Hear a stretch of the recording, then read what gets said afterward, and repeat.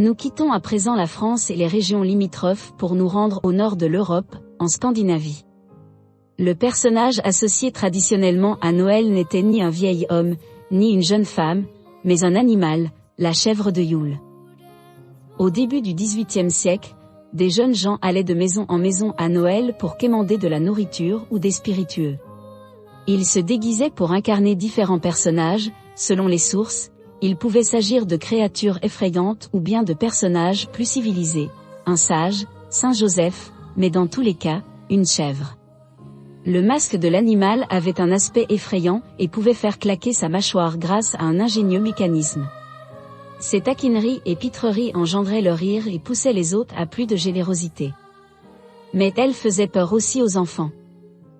Avec le temps, les jeunes gens facétieux ont été remplacés par des enfants qui jouaient des scénettes et chantaient des chants de Noël, sous la conduite d'un aîné, d'un adulte qui gardait le rôle de la chèvre.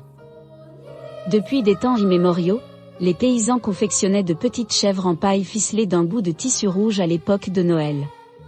Les chrétiens expliquaient cela comme un moyen de se remémorer l'étable où Jésus était né. C'était et cela est un objet de décoration. Il existait un jeu qui consistait à en cacher une secrètement chez son voisin puis lui demander de la retrouver et de la restituer.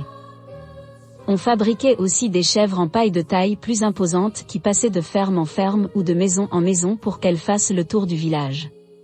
Aujourd'hui, une chèvre de paille géante trône à Gävle en Suède durant le mois de décembre.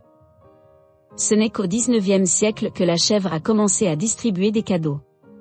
Dans les maisons bourgeoises, un adulte endossait ce déguisement et distribuait les présents. C'est au cours de ce siècle que le personnage de la chèvre va s'adjoindre un compagnon, un lutin qui selon les pays s'appelle Nissé ou Tomté. Selon le folklore local, ces lutins vivaient dans les fermes où ils rendaient service ou bien jouaient des tours à ceux qui ne les respectaient pas. Appelé Yule Nissé ou Yule Tomté selon le pays, ce lutin a fini par remplacer la chèvre et subir l'influence de l'envahissante figure du Père Noël pour parfois se confondre avec lui. Contrairement au gros barbu, le lutin de Noël ne passe pas par la cheminée mais par la porte et il est de bon ton de le récompenser avec une assiette de gruau.